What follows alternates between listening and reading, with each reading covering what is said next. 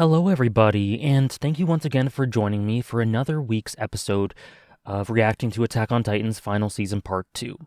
Thank you very much for joining me, and last week's episode was really great adaptation, had a surprising amount to say about it, so I'm interested to see how they carry on those plot threads and carry on the progression of the story, and which adaptation choices they make, and all that sort of thing. Really excited to get into this. Once again, every week on my Twitch channel, Monday morning, 9:30 a.m. Eastern, we discuss the previous episode from that past Sunday, the day before. So if you're interested in doing that, you can join us there. I will not be giving away any spoilers for upcoming stuff in the anime.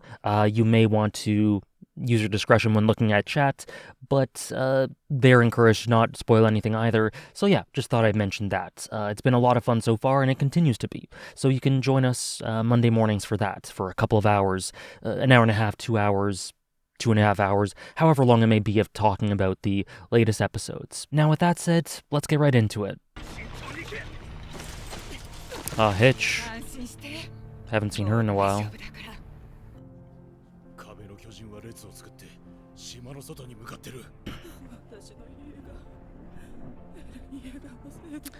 Yeah, so you see immediately the destruction that's being caused. Obviously, like, this is news to no one, but even still, it nails it home.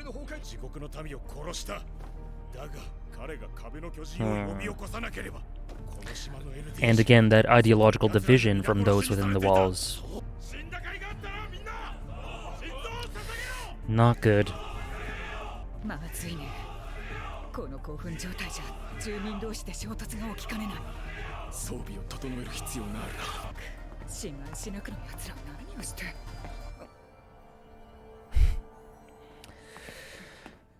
What could this be?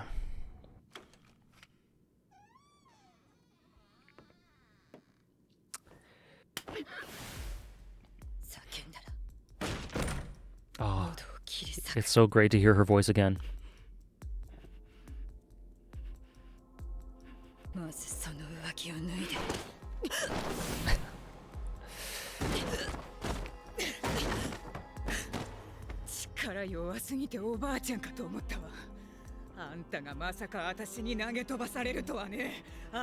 She's a bit out of practice, or at least physically.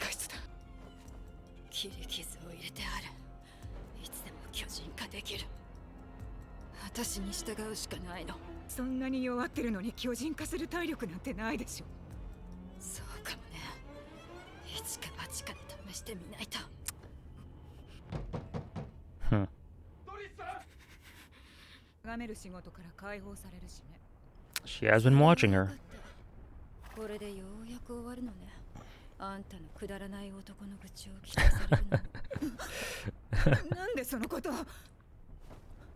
She could hear.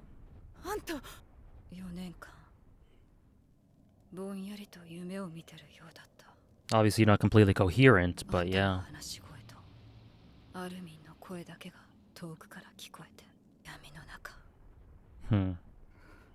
What a strange, lonely sensation that must be.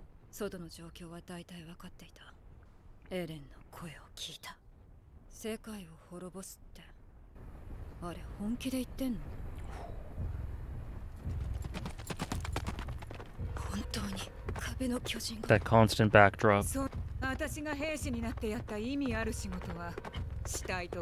Again, emphasizing the destruction. You know, it's for these people. But just like you and Aaron the last time, exactly. Like a direct, oh, what a backdrop.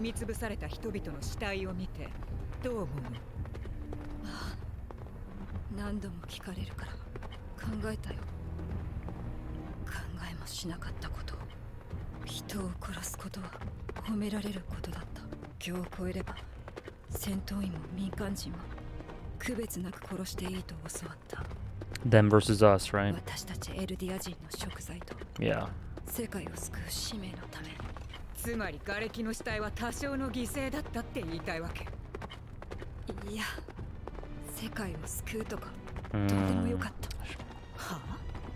She...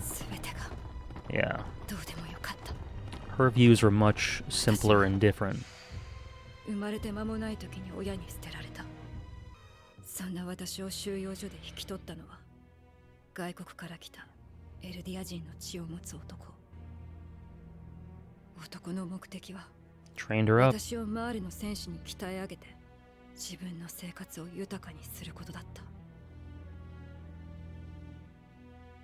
私は物心つく前から男の生まれた国の格闘術を叩き込まれた。私は男が望んだように強くなり、そうなるまでに痛めつけられた。 Call back to what she did to Reiner. You understand why she acts that way a bit now. Her frustration, compensation, outward compensation. That's the world they live in. I had to listen to your story for 4 years. どこの国の何人が死のうが生きようが This is great stuff for Annie.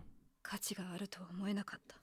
島へ向かう朝、男は膝をついて私に謝った。教えたことは全て間違っていたと。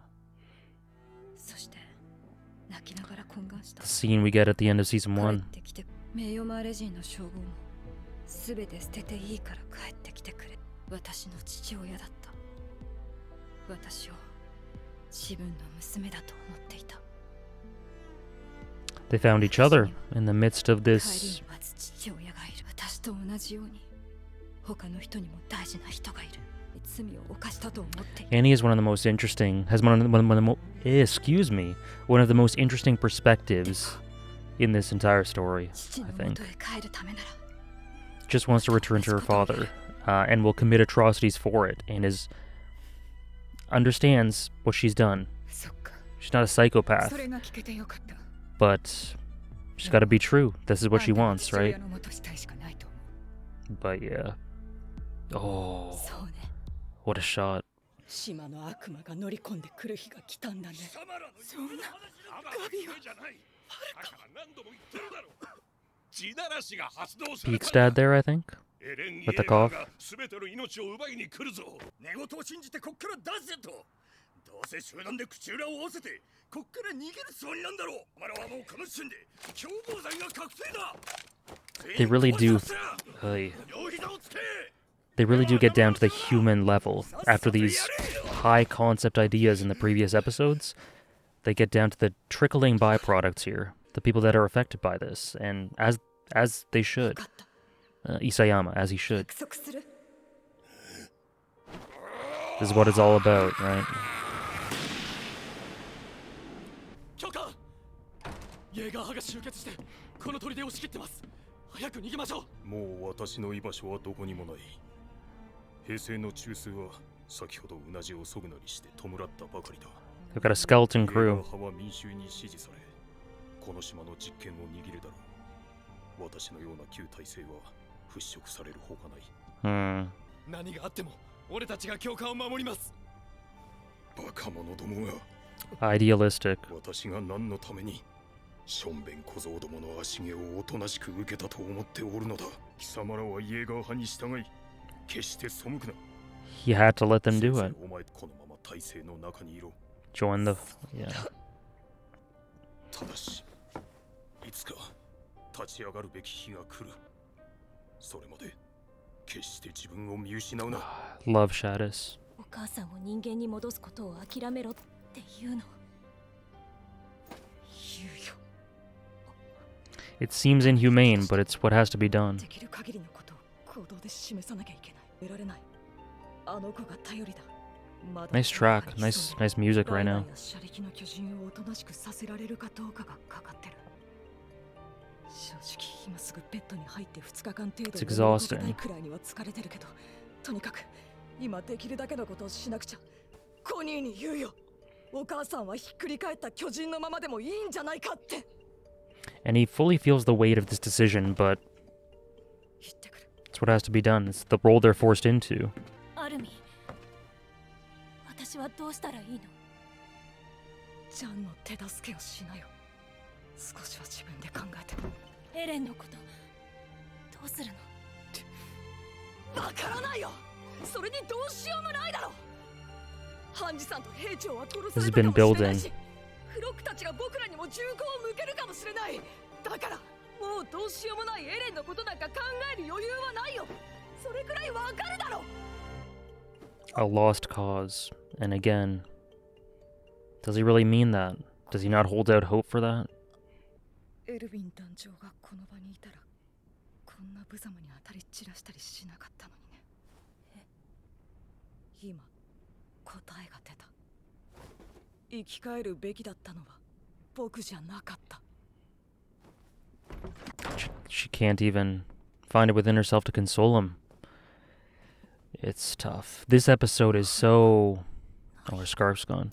This episode is so sobering. The dust is truly settled, and they're forced to reflect on the world they're living in and what's going on. And it is not optimistic. ミア、元気でね。私の本当の名前、ガビっていうの。え？ガビって変。ミアの方がいいよ。は？じゃあね。カヤ。さよなら、ガビ。 That's very sweet, though. Their relationship is really interesting for reasons I talked about before.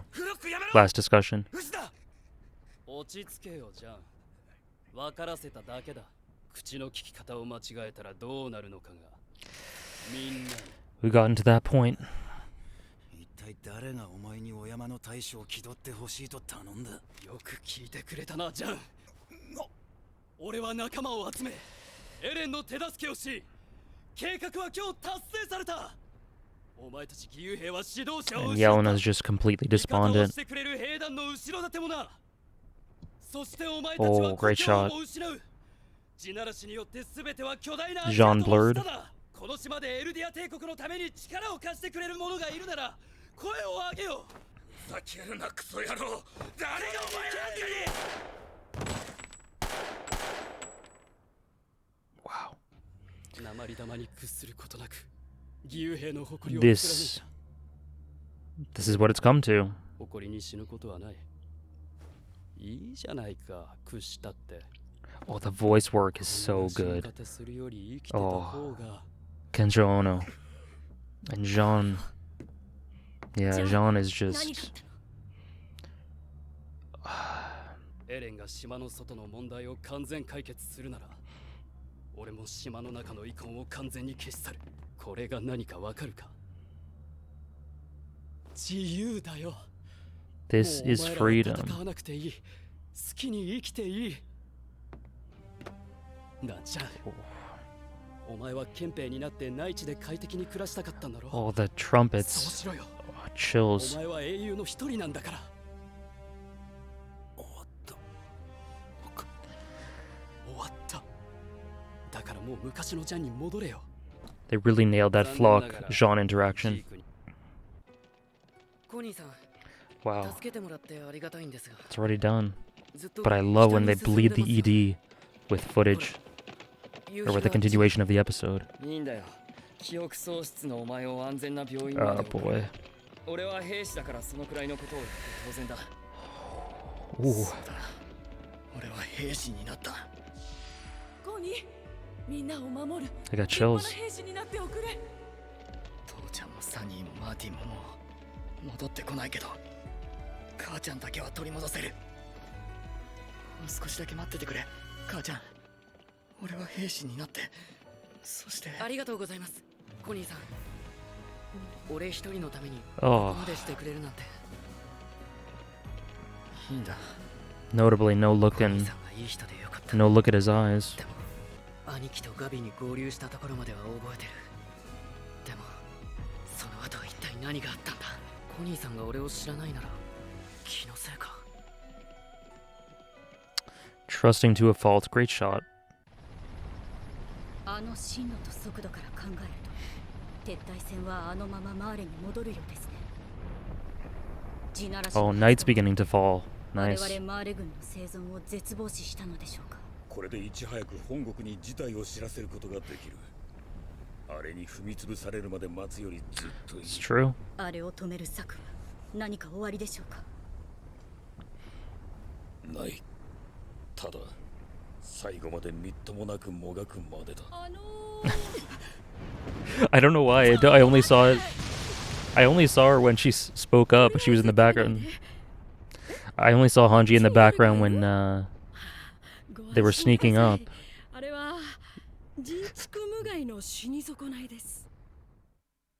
Oh wow. Sorry, what I was saying was, even though Hanji was sneaking up in the back, for some reason it only registered in my mind when they spoke. I love Hanji. Okay, so I thought that was another great episode. I don't have as much to say overtly about the adaptation in terms of like there wasn't any huge moment or music choice like Barricades in the last one. I don't think there were any huge grand sweeping series encapsulating themes like the last episode. By the way, sorry for the gloves. It's cold at the moment. I live in Canada. Please bear with me. So I don't have any huge statements to make about the adaptation in that way, but this episode was very much about the little details, the little adaptation details, and the little story details. As I mentioned in the last episode, the Barricades moment was very much an ascent. These people were very much... Oh, by the way, sorry, I didn't talk about the structure and chapters adapted. This just adapted chapter 125 straight. The entire chapter, one chapter for the whole episode. They added a couple of extra little things here and there, which I will mention, but essentially, once again, this is just one episode, nearly one-to-one. One chapter, nearly one-to-one, adapted in this episode. But yeah, so the last episode was this big ascent, as these people band together and portray this theme of this togetherness, this overall big picture thinking to break through this cycle. But as I mentioned, the come down after this huge high, the come down was devastating because this is the stakes have never been higher, right? This is horrendous, this is horrifying, this is inhumane what's going on to the world, and the characters all have to deal with that. Jean is disturbed by it. Connie, Armin, Mikasa, all dealing with it in different ways. And that continues here. Here, this episode is very much, after all the time we spent with Eren, Zeke, Grisha, and Amir in the Paths realm, these series-defining moments, they enacted, Eren in particular, enacted this huge series-altering, story-altering, world-altering event. And just as Attack on Titan has always done, now is the time to look at the perspective of at the ground level, of the side characters and how they relate to this. They did that in the last episode, but last episode was almost coping with it. These characters saw that they had to come to action and defend and band together and all of that, and so they were moving without thinking almost in doing that, in that whole barricade scene. Now they have to take a big, painful look at what's going on and decide what to do, decide how to react. And this is much more painful of an episode as a result of that. We're very much dealing with the perspectives of a lot of the side characters and how they react now that the dust has fully settled. With the last few minutes of the last episode, the dust had settled. Now it's fully settled, and we are seeing what everyone's doing. And we'll get into the specific character moments in a bit, but it's very interesting to see how everyone reacts. And there were a barrage of perspectives covered here. Annie, Hitch, Annie's dad, Mikasa, Armin, Jean, Floch, bits of Yelena, right? Bits of Peak and Magath, and a little tiny bit of Hanji. But yeah, and from an adaptation standpoint, like I said, I don't have any things to say about these huge choices made, like the Barricades song from last episode, or don't have huge things to say, but there were lots of great little bits of framing and direction and flow and storyboarding that I think really accentuated things. Nothing super incredibly noteworthy on like front-loaded, right, in terms of adaptation. No huge set pieces or anything, but in general, I think it was pretty on point consistently throughout, and I'll try to bring attention to some of the details. Music use was quite good, nothing stuck out a ton, but I love the choice for that Floch scene, as well as the choice for, I believe it was a scene somewhere in the middle. It might have been with Mikasa and Armin, I think it was. But anyways, the music was quite good, and I love the trumpets kicking in as we zoom in on Jean's face as he's being sort of confronted with the state of the world and how he should react to it as put forth by Floch. we'll get into that. Anyways, I think the adaptation was great, and the color palette was again very nice to look at. These oranges, the now sort of more rosy red, while being different from the stark, dark color palette very subtly. Also nailing home the danger, the sort of constricting tone of everything that's going on, the gravity. And so, yeah, just all of that, lots of nice character bits everywhere as we, once again, go to the ground level. In particular, I think I'm going to talk most about Annie, Floch, Jean, and maybe Armin. But I'll touch on a lot of things. Oh, and one more thing about the adaptation. I love when anime have the ending playing, the ending continue, the credits rolling while the episode continues, in the ending in the background. They did that with an instrumental version of the ending for this. I loved how they implemented it. I thought it was beautiful, and they gave us all the content for this episode to cover Chapter 125, so I was a huge fan of that choice. But yeah, we start essentially, again, in the midst, from Hitch's point of view, on the ground level again. Sorry, I keep saying that. I'm probably going to say it some more, but that's really what this is. The perspective of everyone who's affected by this. And we see, inside the walls what used to be inside the walls, Paradis is totally destroyed, totally leveled. And it's, there's a bit of irony here. You understand Eren's perspective and you understand his point of view as he gave it to them. This is necessary, right? As twisted as it is, there is a logic to it, a dark, heinous logic to it, right? But at the same time, this episode really nails home that, I'm sure Eren thought of this, I'm sure he knew this, but there are casualties, there is destruction. People's homes are lost, people's lives are lost in service of this, and these people are the people that Eren said he would protect. So he is hurting a large, huge portion of the people that he said he's going to protect. And this episode really nails it through showing it through Hitch's eyes as she's helping everyone throughout the streets. And we see a division brewing, right? We see factions starting to form. People who are very upset with what Eren's doing. Yet on the other hand, we have people who are saying, dedicate your hearts, Shinso Sasageo. Eren's right here, right? He's earning our freedom. He killed some of us, yes, but that's what had to be done for this. The series is nailing home the idea that genocide, there's no excuse for that. There's no reasoning for that. You should never go to those levels. I think it's pretty clearly said that already, even just through last episode, through what Armin said, through how Jean tries to convince himself and fails to convince himself that this is okay. Just the general tonality of the rumbling. I think it's pretty clearly stated. The rumbling is a evil thing. This is an evil thing that's happening. And yet, it also establishes that there is a logic to it. Eren is a broken and warped person, but he is following a logical train of thought here. He's not just gone insane and done this. There is reasoning here. It's dark, heinous reasoning, still reasoning. And the people on the streets here, who are starting to form into factions, are being very pro-Eren or anti-Eren, whether they buy into his ideals or not. And, I'm sure a lot of that is affected by their individual circumstance. Whether someone whose family was killed as a result of this is not going to buy into this. Whereas someone who's, maybe their home was leveled, but they're alive, their family's alive, who aren't affected, like the lives of their family aren't affected, are much more likely to buy into it. Lots of individual difference there, so I just thought I'd, mention that. But the point is, there is disarray on the streets, there is division, there is not togetherness. After the togetherness shown through that barricade scene, the dust settles and things are not looking good in that regard at all. And that connection and reaching out for your fellow man, that is looking like a very abstract, far-off hope that isn't looking like it's based in reality, unfortunately, given what we're seeing so far. And something has to change, otherwise it could erupt. And Hitch is saying these things. Lovely to see Hitch again, by the way. And, once again, they use an ironic twist on Shinso Sasageo.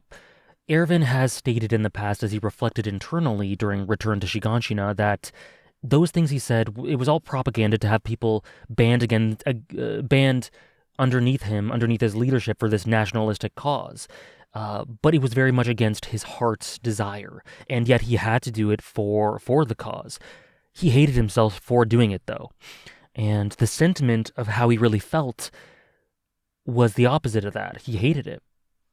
And so it's sad to see it completely bastardized like this. But like I said, it's propaganda, and he knew this, and he knew he was doing all this. And so it's not hard to see why it's become bastardized and why it's used in an ironic way with respect to Erwin's beliefs and sentiment, right? It's understandable that this has happened in the state of the world now, that this has happened. I always find it really interesting to think about how that saying gets passed down through the generations over time. It's very interesting. It says a lot about these ideals and how they can be misconstrued, but then also how it being a mask in the first place, some of the fault lies with Erwin, right?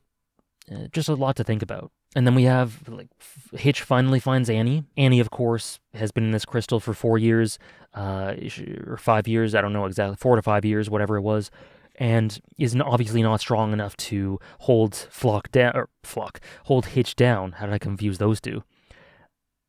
So Hitch overpowers her, and ultimately, she brings her in, she hides her, and they have a bit of a heart-to-heart. And I was speaking about how a lot of the destruction that was caused, all that destruction, right? Hitch draws attention to it in a later scene as she's saying, this is just like when you and Eren fought to Annie.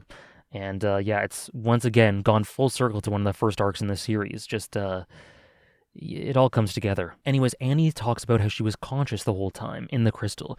She and her most frequent visitors would be Hitch and Armin, talking to her once in a while, talking to each other, needing someone to talk to. And I think that's actually pretty subtextually interesting, that Armin and Hitch both needed someone to talk to for varying reasons. We're well attuned with why Armin was talking to her. Lots of stresses about, is what we're doing right, about Eren, about seeing himself in the warriors, all that sort of thing. But it's interesting that Hitch needed someone to talk to, whether it just be to offload things on her chest, the burden she carries, boy problems, as Annie was talking about. It's interesting, and I think it's indirectly characterizes Hitch a little bit. She doesn't have an easy job, and it's not, it weighs on her, clearly, because she just needs someone to talk to, and Annie, not like she could refuse, right? And it's interesting to think about what that sensation must be. Must be very lonely for Annie. This haze she describes. She must lose track of time, how much time's passed, where she is, who she is even, maybe. That's a long time to be encased in this crystal and just have things coming at her and trying to process it all in this haze. It must be very lonely and very difficult to deal with, but she did, and here she is. And then she gets to the point. Eren says he's going to destroy the world and save Paradis. This is where we're at. She sees the rumbling in this beautiful, great shots showing them horseback riding through town as we see the rumbling, the Titans stomping by. That constant backdrop, very effective here as well, just very attractive to look at in a horrifying way, of course, but some great shots there to nail home that tone, to nail home that gravity consistently. And Annie can't really take her eyes off it for a little bit. And once again, we see a lot of the destruction it's caused as Hitch compares it to Eren. And then Hitch asks, how did it feel for you guys to see all of this destruction, similar destruction for your overall goal? And Annie says, you would ask me these things while I was in the crystal, and I've given it some thought. I've had some time.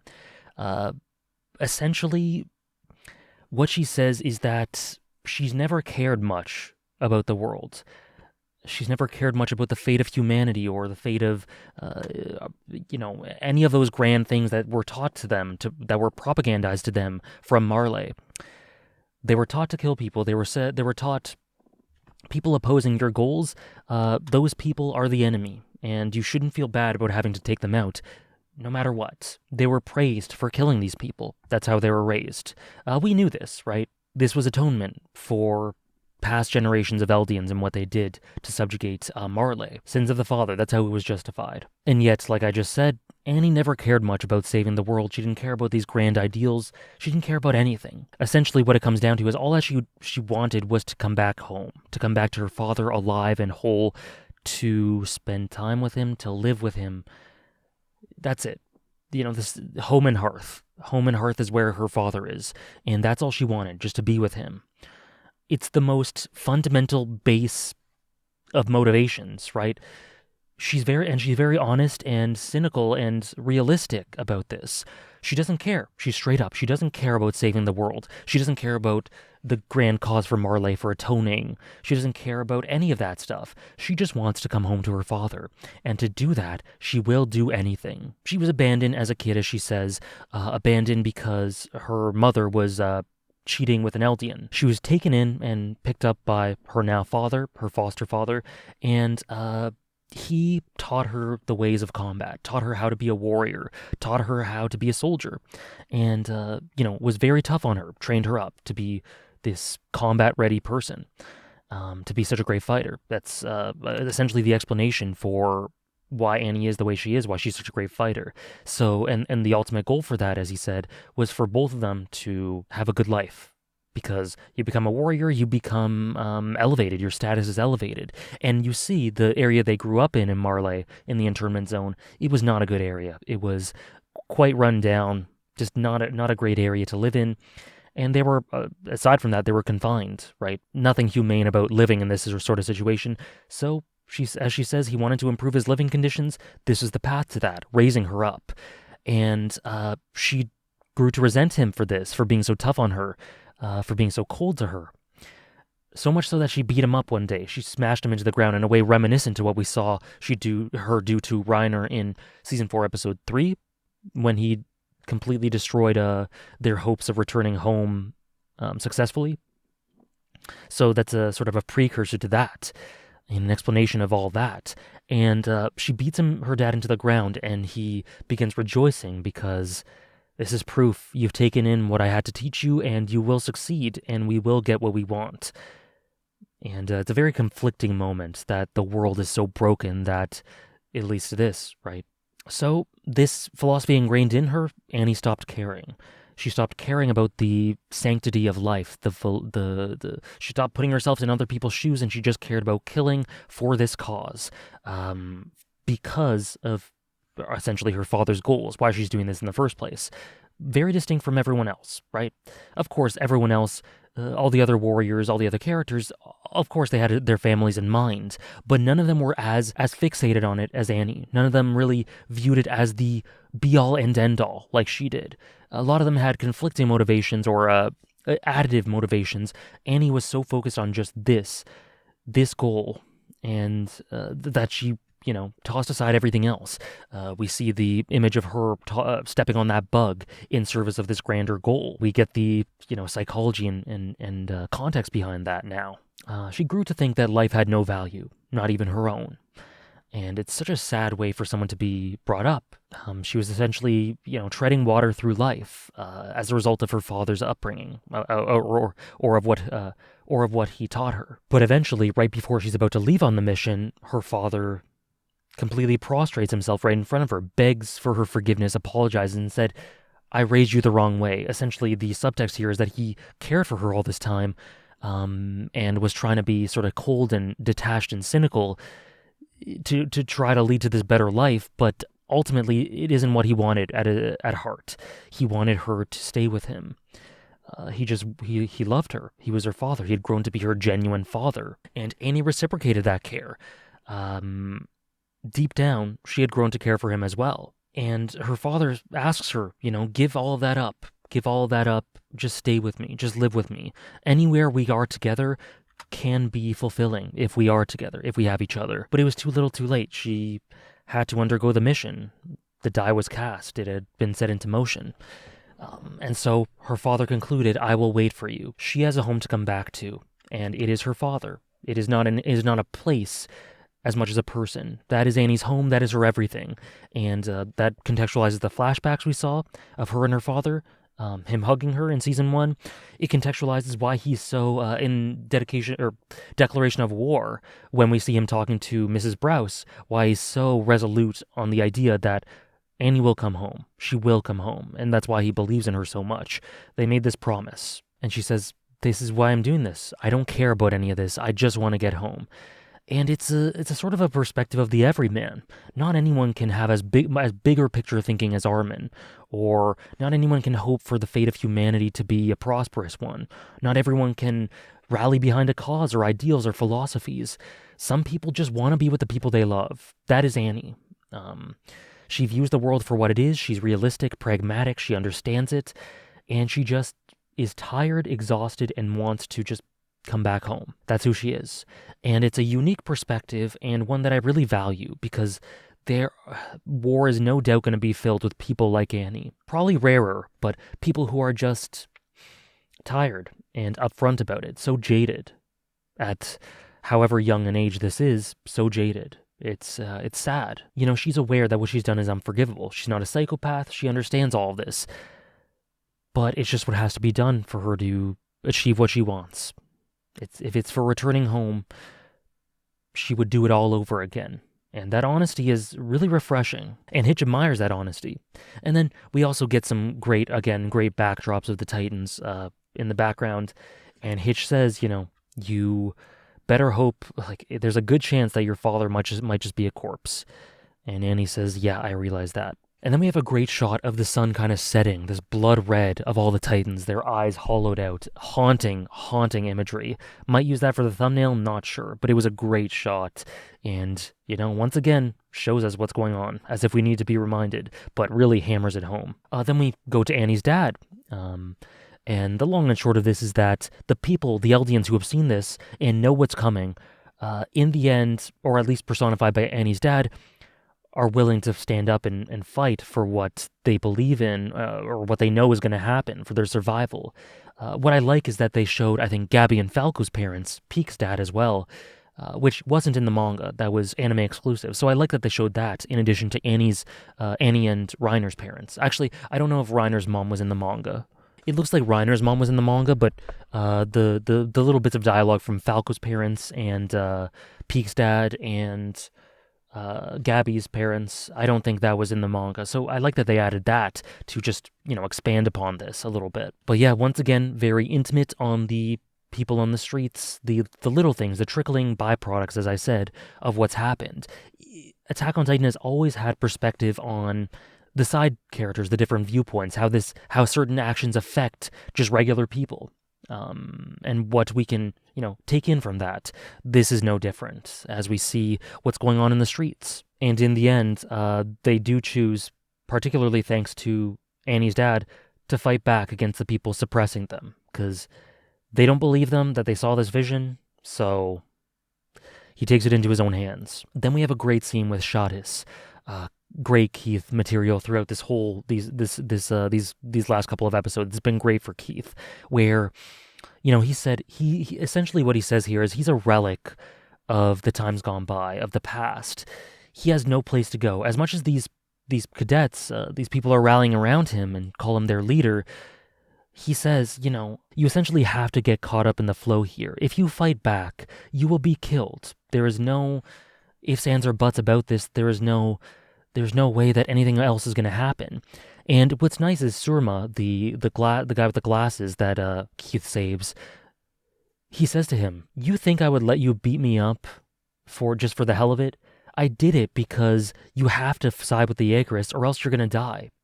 He cares for these people. He cares for these cadets. He's trained them and he wants them to survive. And he says, you know, you have to get caught up in the flow here. This is just the way the world is. Idealism and fighting back against the Jaegerists is great, but it's not going to get you anywhere except an early grave. And he's spot on. As we see later on, someone who fights against Floch is given a respectful death. So Shadis knows what's going on.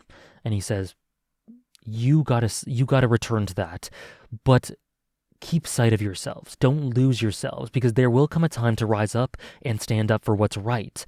And when that time comes, you need to rise up. You need to keep that sense of self within you. And it's such a pragmatic and sad and twisted way to view the world, but it's so heartfelt, and it has such roots in what he believes is right, in this goodness and justness, while also being realistic and not being foolish about it. He understands what's going on, very much so, and he gives them good advice here, I think, for surviving and stemming this tide. And just getting caught up in the flow has a negative connotation because sometimes the flow is unsavory and awful, but for some people in the, you know, again, bigger picture thinking, long-term thinking, sometimes that needs to be done. And Keith says this here, but at the same time he says, I'm not suited to a life in, you know, exile. I'm not suited to do anything else. This is my place. I will fight. That's it. That's the long and short of it. And what he says essentially is, I am going to die. They are going to be sure to wipe out the old order, people like me. But you are the new generation. You don't have to die. And once they take control of the island, as they will, like as he says, he thinks that's an inevitability, you have to survive. He's essentially saying he's going to die here, Keith. And they want to protect him, they want to band around him, but as he says, that sort of idealism is futile. You need to contribute, you need to, again, that bigger picture thinking. And this is how you do it. Just great to get into Keith's thought process. He's an incredibly admirable person, and at this point, he talks about not being special. Like I said last episode, these sorts of things are the words of a special person. Special in some way, in my opinion. And then we get to a scene with Armin and Mikasa. Armin is essentially...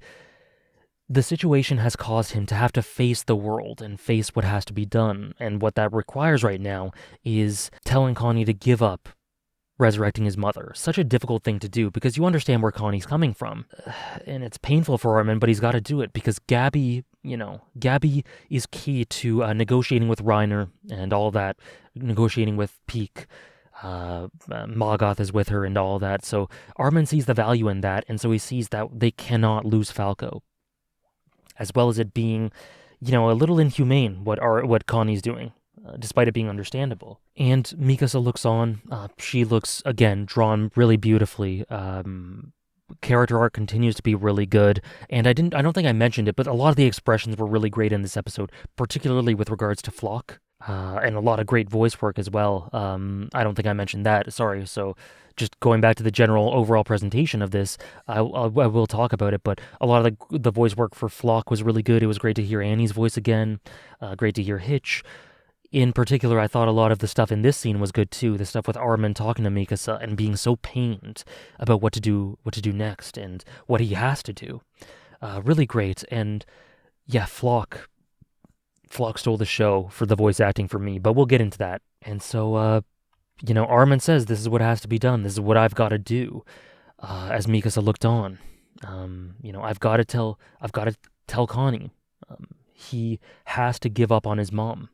It's such a weighty thing to ask a dear friend to do, to tell a dear friend to do, but for the sake of the grand picture, the overall picture, he has to. And Mikasa says, what do I do? And Armin kind of has an outburst. Things were building and building up until this point, and he kind of outbursts here. Think for yourself for once, which he doesn't mean. He doesn't mean that. It's got parallels to kind of what Eren was saying about Mikasa, about her being a slave at the table scene.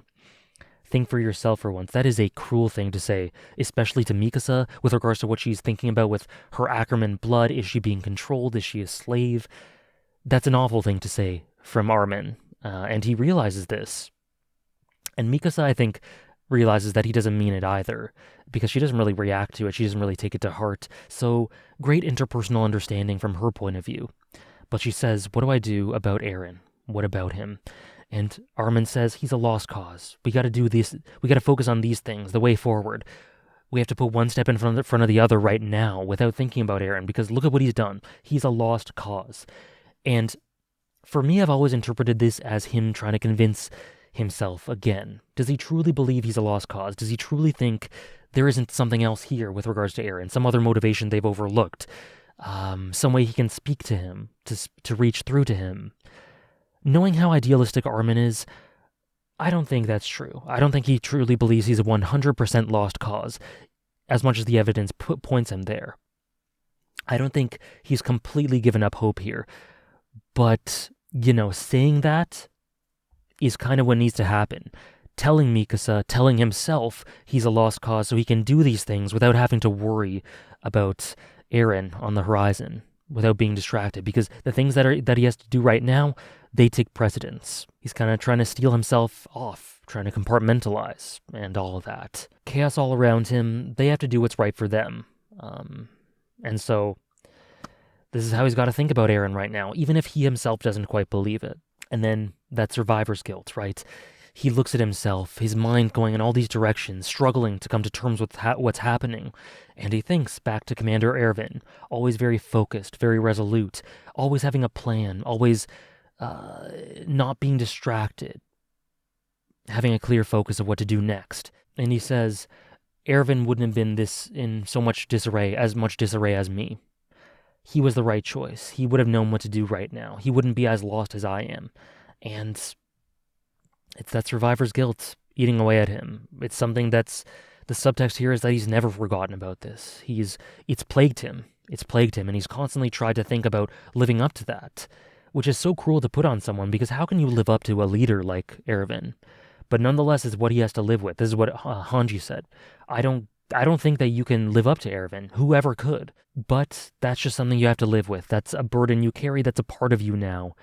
You have to live with it now, and just try to be the best you can be in the meantime.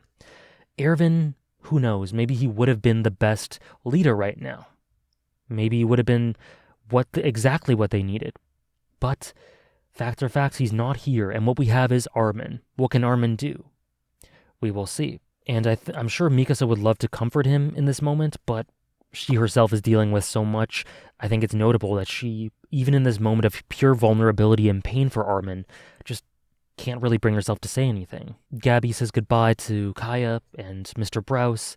Notably, Mr. Browse is such a sweetheart, saying that I think once Connie realizes that what he's actually doing, when it comes down to it, he's not going to be able to kill Ben, right? You gotta love Mr. Browse. He always believes in the good in people. He knows Connie, and he doesn't believe that he would do it. We shall see. Nice little moment as Kaya and Gabby say bye to one another, and then we get to this flock scene. Beautifully horrific and twisted scene here of him essentially laying down the law, being this completely corrupted, essentially fascist, saying, this is how things are now. We have the rumbling. This was Eren's plan all along. And band together with me. This is our freedom. This is it. Band together with me, and you will be free. And then when confronted with anyone who sort of goes against that, he shoots him in the hand. He says, don't worry, I'm just making an example of him, Jean. Don't worry about any of that. I'm just teaching them a lesson. A lesson in subjugation. And like he says specifically that everyone knows what happens if they speak up in this way, if they go against me, if they disagree with me. If they disagree with this genocide, now everyone knows that they'll just be shot in the hand. They'll be put through immense pain. And if that continues, as we see, they will be killed. It's just complete subjugation through fear, complete oppression. And as Flock is talking about, what Eren told him about, all that stuff, we get a great shot of Jean, who looks very shocked. Jean himself is blurred, and it's very clear you can see the rumbling, almost as if it keys you into Jean's state of mind in complete disarray. Why has Eren talked to Flock about this, but not us? Did he not trust us? Has he completely and truly, gone completely rogue? Is he gone completely to the dark side? He must be thinking about all those sorts of things as Flock is saying these things. And the clarity being on the rumbling is key, because that's what he's thinking about. And Flock says, you're gonna lose everything. Everything's gonna be stomped out except Paradis. He's talking to the volunteers, to Yelena's crew. You've lost your reason for coming here. Your homelands are gonna be trampled. But join with us and you will be free. Lend your strength to the Eldian Empire, is what he says. We'll accept you. We'll accept you if you accept this genocide, if you accept this plan. We will accept you. The guy he made an example of before speaks up and he says, you think we're going to do this? And Flock completely cuts him off, shoots him in the head, dead. And at the same time, in the same breath, Flock says, show this man, respect this man. Show him some respect of the guy he just killed. This guy, it's so messed up. This guy died an honorable death standing up for what he believed in. But he's dead now. Do you want to be dead? Do you want to die? You don't have to die. All you have to do is submit. Where's the shame in submitting? He's gone completely off the deep end here. We've seen what he's become, and what he's saying essentially here is, this is the apocalypse. This is genocide. This is the plan we put together, and I am one of the spearheads of it. I am going to rally you all around it. If you want to join in and support this genocide, then great. If you are anti-genocide right now, if you have anything to say in disagreement with it, then you'll end up like this man. All you have to do is submit. God, that is so twisted. But what a what a great character at the same time. A simultaneous sort of view into what the everyman can turn into, a view of misinterpretations as ideals are passed down, the negatives of propaganda, him being this twisted mirror image of the everyman who buys into Erwin's propaganda, the sad byproducts of Erwin's propaganda. He is the twisted, dark side of the everyman. It is so messed up. And we have kind of the other flip side of the everyman being Jean, the person who diverges. And by the way, great shots everywhere. The expressions in Floch's face I was talking about earlier, there is a twisted sort of ecstasy on his face as he talks about this subjugation. Just give up. It's easy. Just embrace this. Just embrace this genocide. You are free. This is freedom. Gesticulating to the total misery around him. Oh God, it was so well done. And the music's ramping up, and then it turns to Jean, in total shock at what things have led to. I talked about last time, Floch doesn't seem to be receptive to banding together in the way that Jean banded everyone together.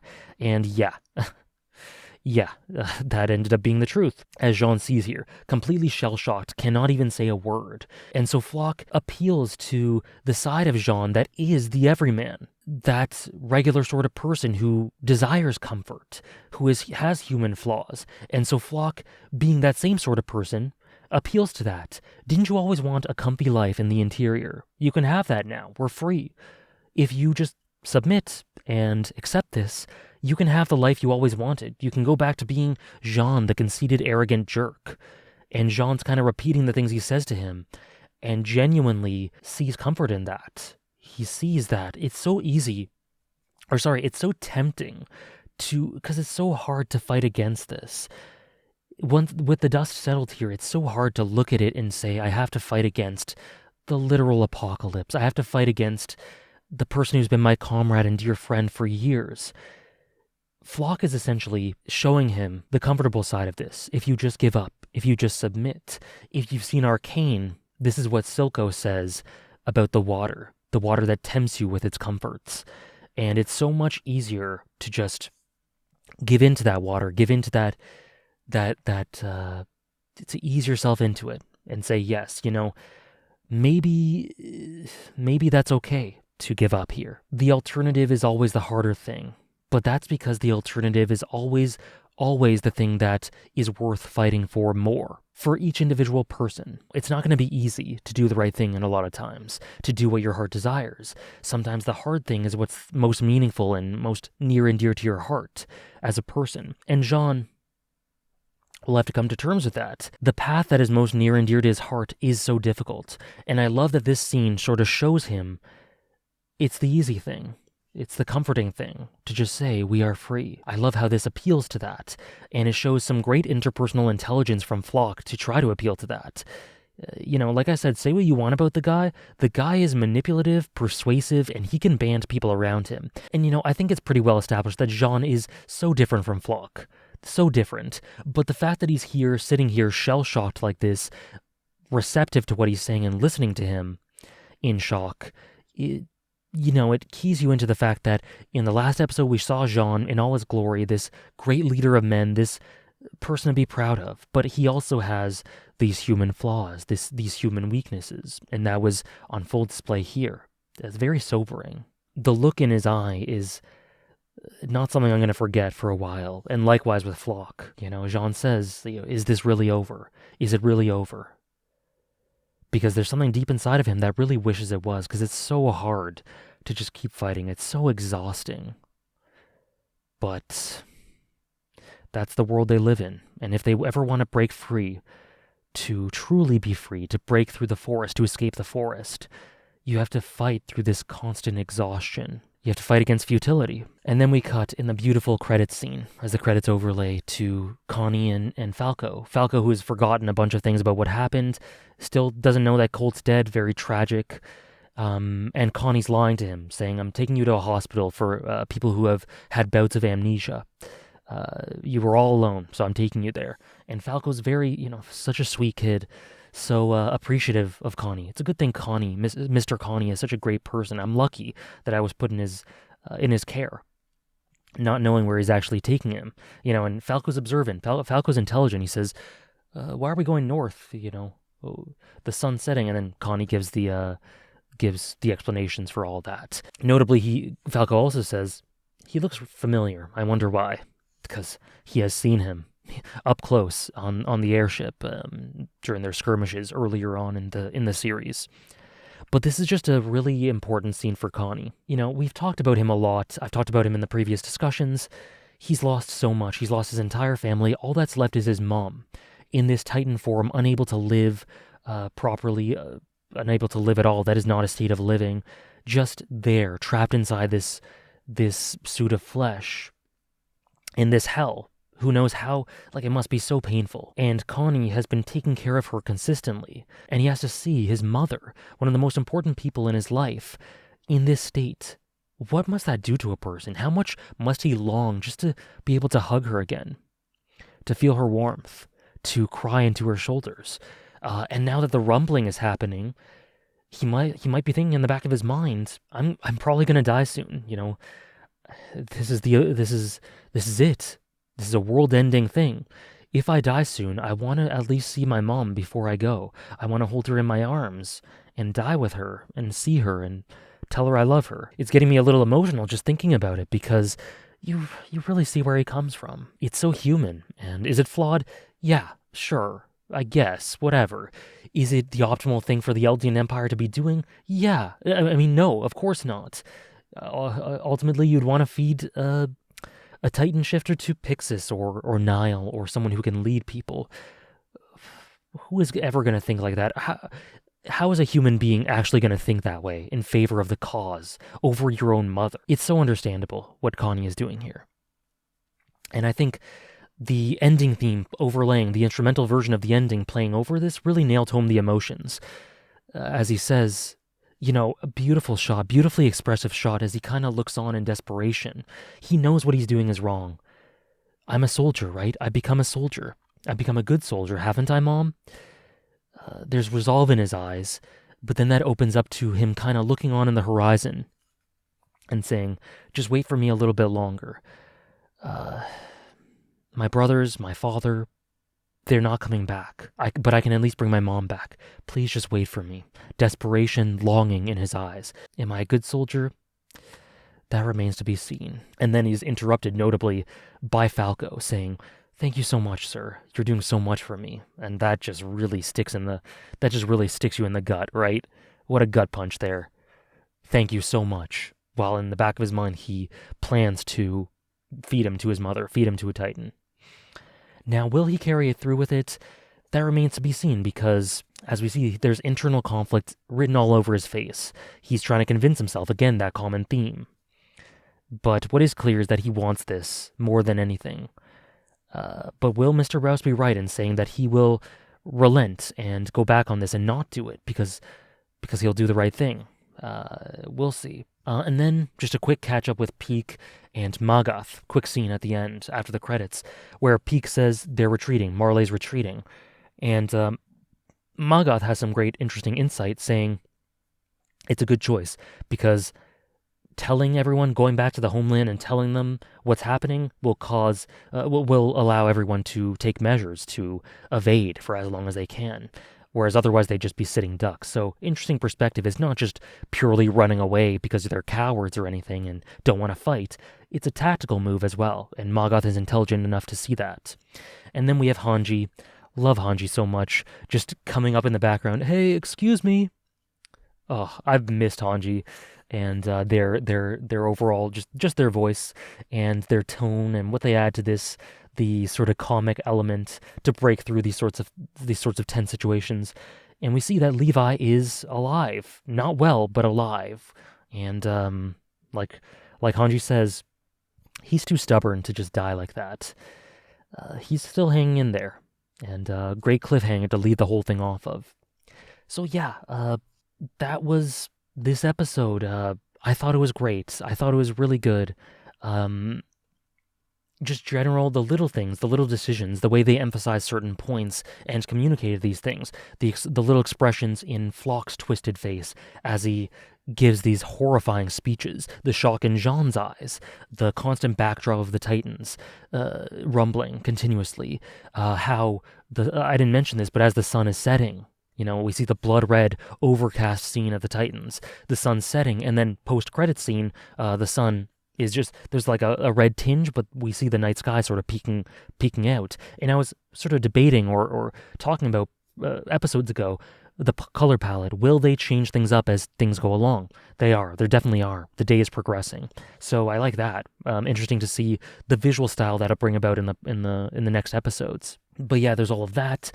Great material for Annie to contextualize her, catch up with her, see why she did the things she did. We could kind of infer that through subtext, but the full backstory is very appropriate, important, and nice to see her perspective on things and see her react to this. We will obviously see more from her, but this is a great little reintroduction. Lovely to see Hitch again. Some great bits for Armin. Some great bits for his internal conflict and being forced into these positions and his survivor's guilt. More great stuff for Shadis. Lots of efficiency in the character work in this episode as we again go on the ground level, Annie's dad too, and see the dust settling purely, emotionally, tonally. There is no highs like in Barricade, like in the Barricade scene where these people band together. These are just the lowest of the low as people deal with these sorts of things and come to grips with reality, brutal reality. And it was great. I really enjoyed the episode. I thought it was very well directed. That's all I got to say for this episode. I think I covered everything I wanted to. Thank you very much for sticking with me, for sticking with the reactions. I hope you enjoyed, and I'll see you in the next one. Many thanks for watching.